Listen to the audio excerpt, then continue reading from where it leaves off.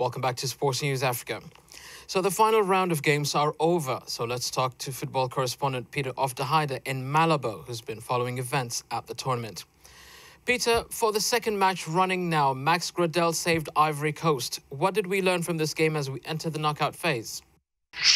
Well, I think I spoke to the coach Hervé Renard afterwards, and he says that for the first time in this competition, he actually had the feeling that they were a team out there, that they really combined well, that they played as a team with one goal, and I think that really showed. They were certainly the more determined side to wanting to go through.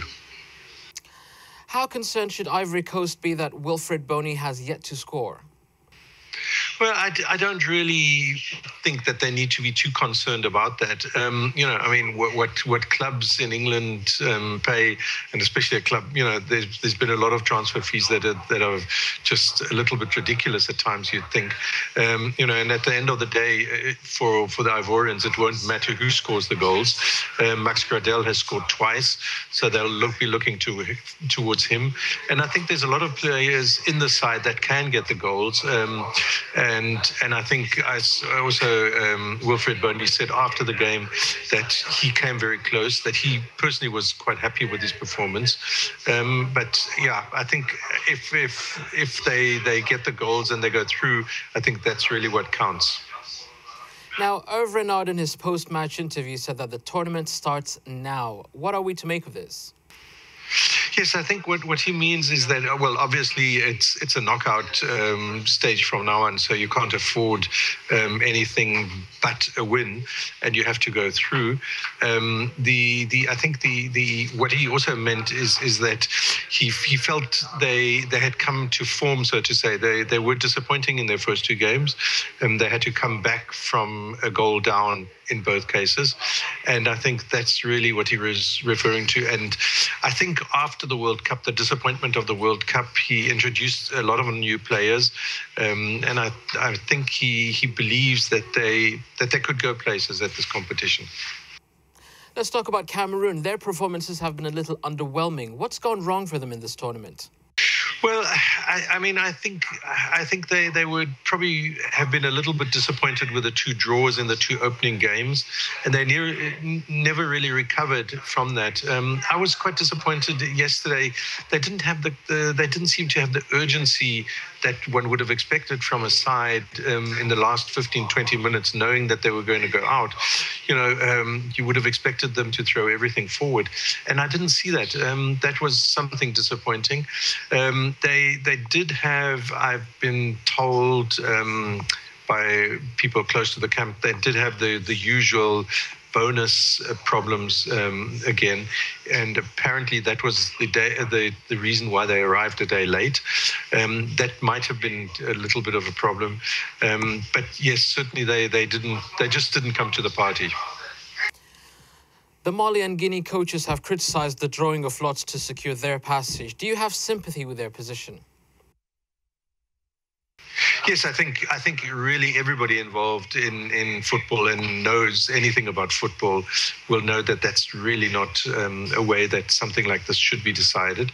I can see a situation where the rules of the competition could easily be changed again. The rules stated at first that disciplinary records would be taken into consideration. I think what people should go for, and I think it could be quite likely, is that they would say something along the lines of, in a case like we had yesterday, where the two teams that will actually be drawing the lots are playing against each other, that there's no reason why they couldn't have played extra time and then a penalty shootout. And I think that would have been much more satisfactory ending for both sides. Why do you think CAF has gone down this road instead of deciding matters on the pitch with a penalty shootout? Well, I mean, I think that they obviously were scared what would have happened as could have easily happened in this group. If Cameroon had come back and scored, it would have been a 1-1, and then they couldn't have decided it on the pitch. So the rules would have had to have been something along the lines of, that it can only be decided on the pitch in the event of two teams being involved and they're actually playing it against each other.